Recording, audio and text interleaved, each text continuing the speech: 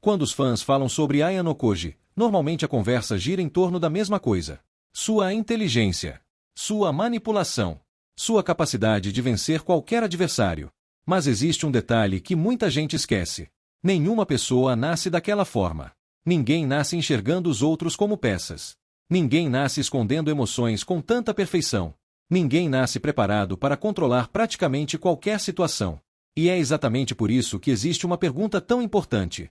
O que aconteceu com Aya no Koji antes do início da história? Porque quanto mais descobrimos sobre seu passado, mais percebemos que ele é muito mais sombrio do que parece. E talvez essa seja a verdadeira razão pela qual ele se tornou quem é hoje. No começo de Classroom of the Elite, Aya no Koji parece apenas um estudante estranho. Reservado. Silencioso. Quase invisível. Alguém que evita chamar atenção. Mas essa imagem começa a desmoronar rapidamente. Porque basta observar suas decisões para perceber algo incomum. Aya no Koji não pensa como as outras pessoas. Não reage como as outras pessoas. E, principalmente, não enxerga as relações humanas da mesma forma. É como se ele tivesse sido criado em um ambiente completamente diferente do resto do mundo.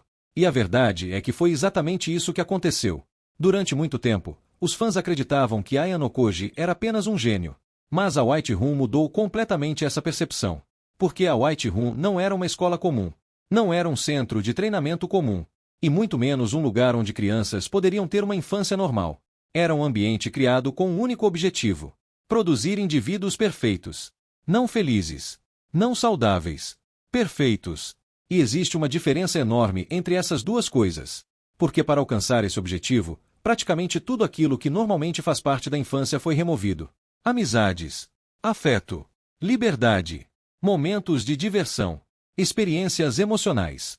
Tudo isso foi tratado como algo secundário. O que importava era apenas o resultado. E foi nesse ambiente que Aya no Koji cresceu. Mas talvez o aspecto mais assustador seja outro. A pressão.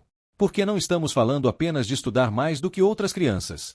Estamos falando de viver em um sistema onde falhar significava desaparecer.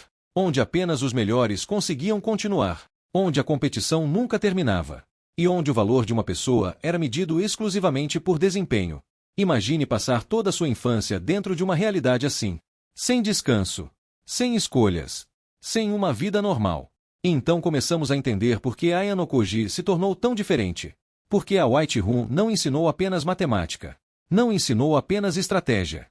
Ela moldou completamente a forma como ele enxerga o mundo. E isso deixa marcas. Marcas profundas. Existe uma cena que resume perfeitamente esse problema. Muitas vezes Aya no Koji parece incapaz de compreender emoções da mesma forma que os outros personagens.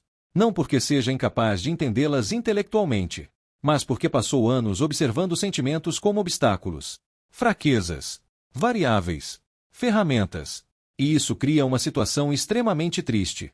Porque por trás do estudante aparentemente perfeito existe alguém que nunca teve a oportunidade de viver uma vida normal. Enquanto outros personagens tiveram amigos, família, momentos felizes, memórias comuns. Aya no Koji teve treinamento, avaliações, pressão e expectativas impossíveis. Mas existe algo ainda mais sombrio. Porque quanto mais aprendemos sobre a Whiterun, mais percebemos que ela não estava tentando formar pessoas. Ela estava tentando criar resultados. E essa diferença muda tudo. Porque um sistema que busca apenas resultados inevitavelmente começa a ignorar o custo humano. E Aya no Koji talvez seja a maior prova disso. Por fora, ele parece o experimento perfeito. Inteligente, calmo, eficiente, praticamente invencível. Mas por dentro existe uma pergunta que a história levanta diversas vezes. O que sobra de uma pessoa depois que toda sua infância é transformada em treinamento? E talvez essa seja a verdadeira tragédia de Aya no Koji. Porque muitos fãs enxergam apenas suas vitórias. Mas poucas pessoas observam o preço que foi pago para alcançar esse nível. Cada habilidade, cada estratégia, cada capacidade extraordinária. Tudo isso veio de um lugar extremamente sombrio. Um lugar onde errar não era uma opção. Um lugar onde ser comum era considerado fracasso. Um lugar onde crianças eram tratadas como projetos. E não como crianças. Por isso, quando vemos Aya no Koji manipulando pessoas ou superando adversários, existe algo importante que muitas vezes passa despercebido.